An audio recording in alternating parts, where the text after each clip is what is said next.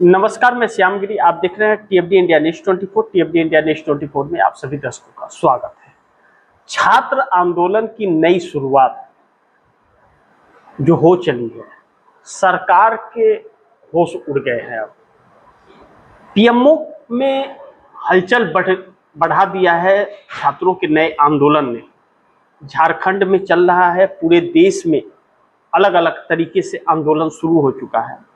CJP ने भी सड़क पर उतरने का ऐलान कर दिया है और राहुल गांधी का 8 तारीख को जो इलाहाबाद में होना था, उसको लेकर जिस तरह मोदी सरकार परमिशन को रद्द कर रही है, उससे छात्रों के अंदर एक आक्रोश और भी बढ़ रहा है।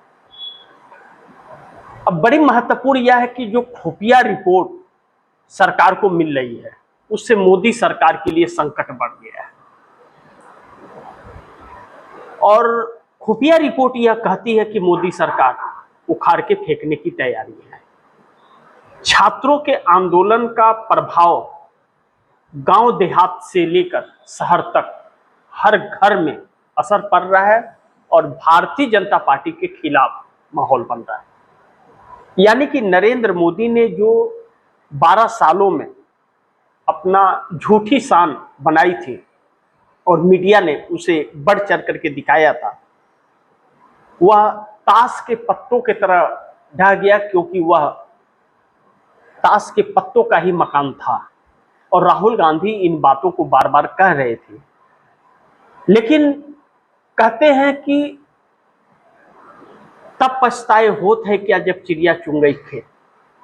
सच को आंच कहां और झूठ को जगह कहां।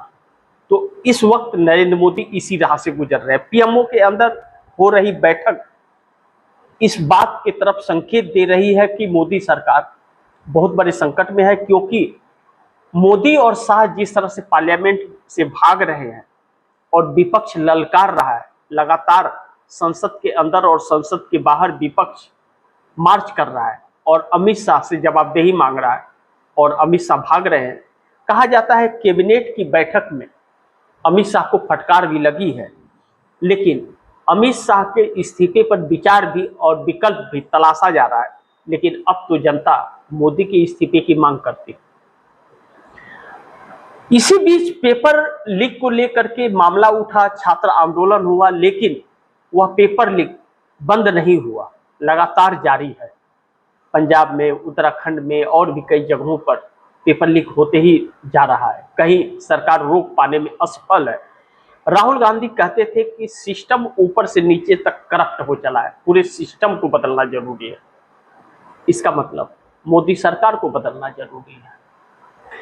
अब डिलिमिटेशन बिल के जरिए मोदी सरकार एक माहौल बनाने की कोशिश की थी, लेकिन डिलिमिटेशन बिल भी अधेर में पड़ गया, क्योंकि जो इंडिया गठबंधन के सांसदों को तोड़कर मोदी सरकार अपना मकसद पूरा करना चाहती थी, 362 2/3 बहुमत का आंकड़ा सांसदों का, कहीं न कहीं वह पूरा होता हुआ भी नजर आ रहा था। शरद पवार की एनसीपी भी साथ आ रही थी, स्टालिन डीएमके के 22 सांसद आ रहे थे, टीएमसी के 20 सांसद तोड़ लिए गए थे, उद्धव ठाकरे के 6 तोड़ लिए गए थे और बाकी को सस्पेंड कर 2/3 पूरा करने की व्यवस्था बनाई रही थी। छात्र आंदोलन ने उन सभी उम्मीदों पर पानी फेर दिया और वह सब इंडिया गठबंधन एकजुट हो गए।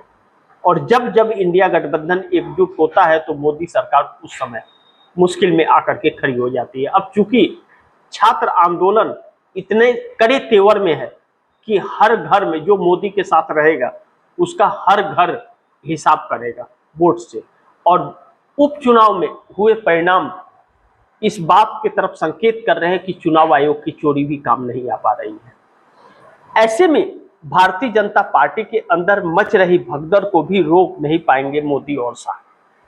इस तरह की बात कही जाने लगी है, क्योंकि अब भारतीय जनता पार्टी के अंदर 100 से 150 सांसद जब खिलाफ हो रहे हैं सरकार के, तो सरकार कोई भी मकसद अपना पूरा नहीं कर सकती।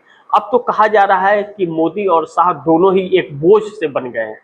लेकिन आरएसएस भी फेल हो रहा है, और आरएसएस फेल इस कदर हो रहा है कि आरएसएस छात्रों से संवाद रखा था, शायद उसको समझ आ गया कि कोई असर नहीं पड़ने वाला है, तो वह पलट गया और कह रहा है कि छात्रों की मांग जायज है और सरकार को इस पर विचार करना चाहिए। यानी कि सरकार के खिलाफ उन्होंने दे दिया बयान। अब इसका असर कितना पड़ेगा यह तो बात की बात है, लेकिन लगता है कि आरएसएस भी कंफ्यूज हो गया है, जैसे मोदी कंफ्यूज हो गए। अब आरएसएस यह नहीं समझ पा रहा है कि हम किसके साथ रहे, किसके साथ न रहे। इस देश की जनता आरएसएस के मुखौटे को भी समझ गई और मोदी के मुखौटे को भी समझ गई। तो मोदी के मुखौटे का हिसाब तो जनता अपने वोट से कर देगी, आरएसएस का हिसाब आने वाली सरकार कर देगी, इस बात से इनकार नहीं किया जा सकता। और जब यह सारी चीजें पता चल रही है तो फिर यह सरकार बड़ी मुश्किल में पड़ रही है। आरएसएस अब अपने अस्तित्व को बचाने के लिए अलग अलग पैतरे अपना रहा है और सरकार का बलि चढ़ाने के लिए तैयार है। मोदी शाह एक बोझ आरएसएस के लिए भी बन गए हैं और आरएसएस इनका कैसे हिसाब करेगा यह तो आने वाला वक्त बताएगा। लेकिन एनडीए गठबंधन मोदी का साथ छोड़ेगा और भारतीय जनता पार्टी के लोग भी मोदी और शाह को निकाल करके फेंकेंगे आने वाले दिन में, इस बात से इनकार नहीं कर सकते।